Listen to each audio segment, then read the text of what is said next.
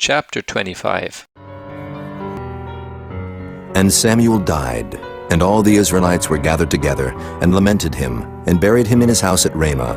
And David arose and went down to the wilderness of Paran. And there was a man in Maon whose possessions were in Carmel. And the man was very great. And he had 3,000 sheep and 1,000 goats, and he was shearing his sheep in Carmel. Now the name of the man was Nabal, and the name of his wife Abigail. And she was a woman of good understanding, and of a beautiful countenance. But the man was churlish and evil in his doings, and he was of the house of Caleb. And David heard in the wilderness that Nabal did shear his sheep. And David sent out 10 young men, and David said unto the young men, Get you up to Carmel, and go to Nabal, and greet him in my name. And thus shall ye say to him that liveth in prosperity, Peace be both to thee, and peace be to thine house, and peace be unto all that thou hast.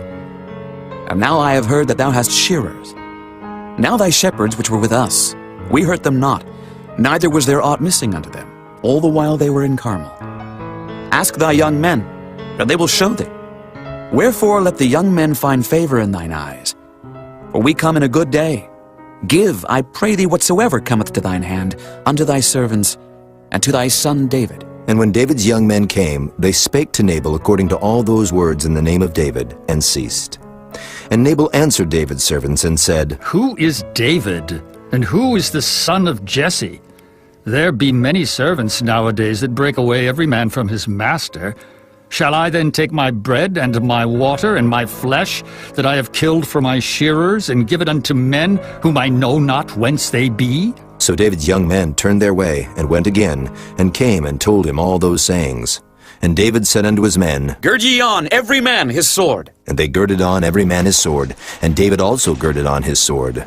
And there went up after David about 400 men, and 200 abode by the stuff. But one of the young men told Abigail, Nabal's wife, saying, Behold, David sent messengers out of the wilderness to salute our master, and he railed on them. But the men were very good unto us, and we were not hurt. Neither missed we anything, as long as we were conversant with them when we were in the fields. They were a wall unto us both by night and day, all the while we were with them keeping the sheep.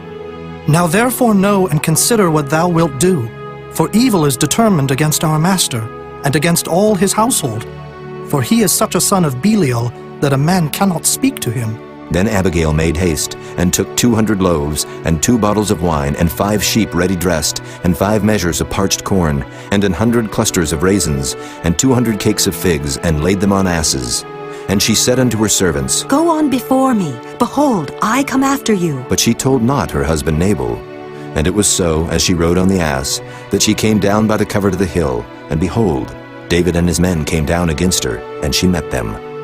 Now David had said, Surely in vain have I kept all that this fellow hath in the wilderness, so that nothing was missed of all that pertained unto him. And he hath requited me evil for good. So and more also do God unto the enemies of David, if I leave of all that pertain to him by the morning light any that pisseth against the wall. And when Abigail saw David, she hasted and lighted off the ass, and fell before David on her face, and bowed herself to the ground, and fell at his feet, and said, Upon me, my lord, upon me let this iniquity be, and let thine handmaid, I pray thee, speak in thine audience, and hear the words of thine handmaid. Let not, my lord, I pray thee, regard this man of Belial, even Nabal, for as his name is, so is he. Nabal is his name, and folly is with him. But I, thine handmaid, saw not the young men of my lord whom thou didst send. Now therefore, my lord, as the Lord liveth, and as thy soul liveth, seeing the Lord hath withholden thee from coming to shed blood, and from avenging thyself with thine own hand, now let thine enemies, and they that seek evil to my lord, be as Nabal. And now this blessing which thine handmaid hath brought unto my lord, let it even be given unto the young men that follow my lord. I pray thee, forgive the trespass of thine handmaid, for the Lord will certainly make my lord a sure house, because my lord fighteth the battles of the Lord, and evil hath not been found in thee all thy days. Yet a man is risen to pursue thee, and to seek thy soul. But the soul of my lord shall be bound in the bundle of life with the Lord thy God, and the souls of thine enemies, them shall he sling out, as out of the middle of a sling. And it shall come to pass, when the Lord shall have done to my Lord according to all the good that he hath spoken concerning thee, and shall have appointed thee ruler over Israel, that this shall be no grief unto thee, nor offense of heart unto my lord, either that thou hast shed blood causeless, or that my lord hath avenged himself. But when the Lord shall have dealt well with my lord, then remember thine handmaid. And David said to Abigail, Blessed be the Lord God of Israel, which sent thee this day to meet me. And blessed be thy advice, and blessed be thou which hast kept me this day from coming to shed blood, and from avenging myself with mine own hand.